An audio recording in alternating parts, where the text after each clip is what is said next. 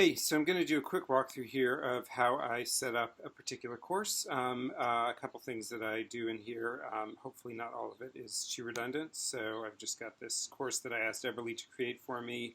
One of the things that I want to do with the course, actually usually before publishing it, is make sure that I've got everything sort of set up with the tools that I want and not the other tools. We're going to be using Gradescope, so I'm going to add that in.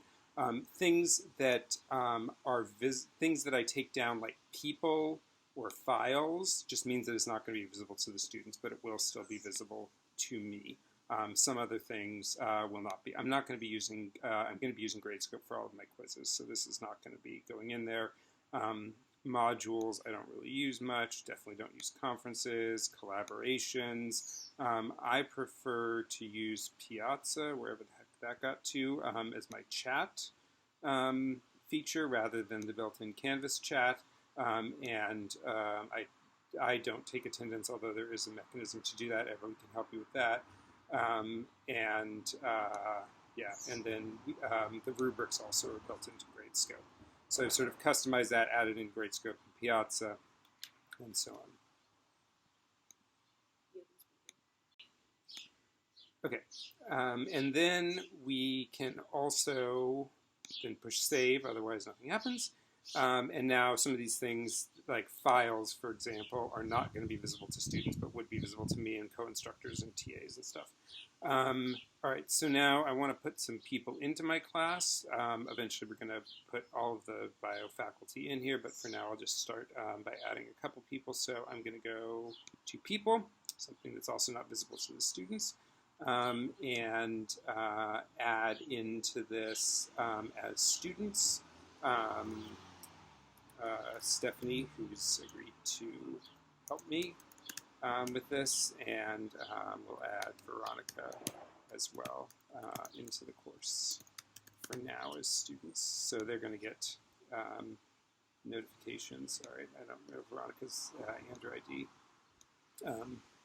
So we'll just add Aaron.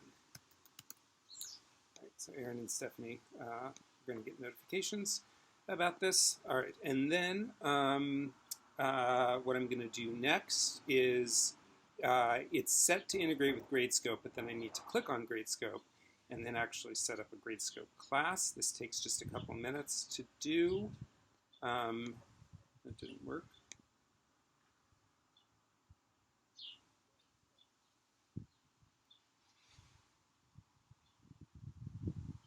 So yeah, I've got to make sure that my Andrew email address and my CMU email address are connected to each other in Gradescope. So adding that in so that Gradescope knows, and then I've got to go through some confirmation email fun times. All right, there we go. So now that I've updated my Gradescope account, when I go over here and click on Gradescope, it will take me to the dialog I wanted, which is to say, you don't have a linked Gradescope course. So I want to make a new Gradescope linked course. We're going to call it DJ's Canvas Sandbox. Link the course. And then call it, say it's for fall 2020. I'm not going to allow students to enroll. Instead, I'm going to use this link Canvas roster that I'll show in just a second. So we'll update the course. And then I can go to the roster and sync to my Canvas roster. And I guess it's usually leave that unchecked so that people don't get tons of emails. And for some, because Stephanie and Aaron haven't actually confirmed that they're in my Canvas course, since they're still pending, they won't link. But once they've confirmed they joined my Canvas course, then I have to go back here and sync the roster, and then we can do this. Okay, so, but while we're playing around here, I want to create an assignment. I'm going to create this as an online assignment. So my assignment can be called Homework 1. It'll become visible. Today, August 2nd, at 4 p.m. The due date is tomorrow night at 4 p.m. I will allow late submissions, and since this is a homework, I'm not going to have this be a timed assignment. So I'll go ahead and create this assignment, and this is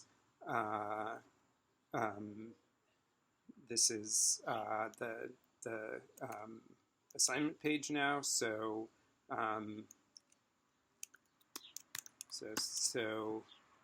and then we're going to make this into a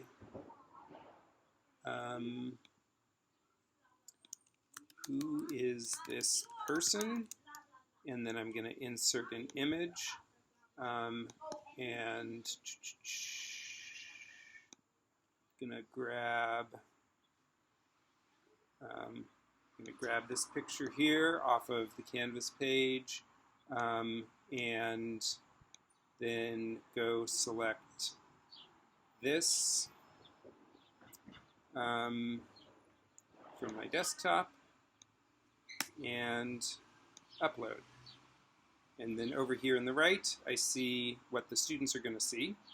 And so that is my homework assignment for the students. So we're saving this, and then students will then be able to submit homework assignments for this.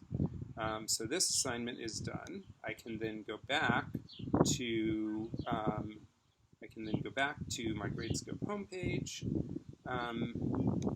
and create one more kind of assignment here, which is another online assignment, but this is going to be an online quiz. So we'll call this Quiz 1. Quiz 1 also will make Quiz 1 become available tonight at 5 o'clock in the evening, and it will be due by Tuesday. It'll be due by Tuesday, also at 5 o'clock in the evening. I'm not going to allow late submissions on this, and everybody who does this is going to have 30 minutes to do it. So since it's a quiz, there's a 2-day window that they can do this in, but once they start, there's a 30-minute timer that starts ticking, and it doesn't stop no matter what they do. Okay, and so then, again, I can, let's see, I can add a question in. What class do you teach? Actually, I could just call this class, and then what class do you teach? Again, over here you can see what the students are going to see. Add question 2. Okay, and then I need to insert a field for this. So this is a this is a free response field. So that means that the students are going to have an opportunity to just fill in whatever they want in terms of what class they teach. If I'm going to do who is this person with an image, but now instead of a free response, so we'll go back. Let's get this one instead.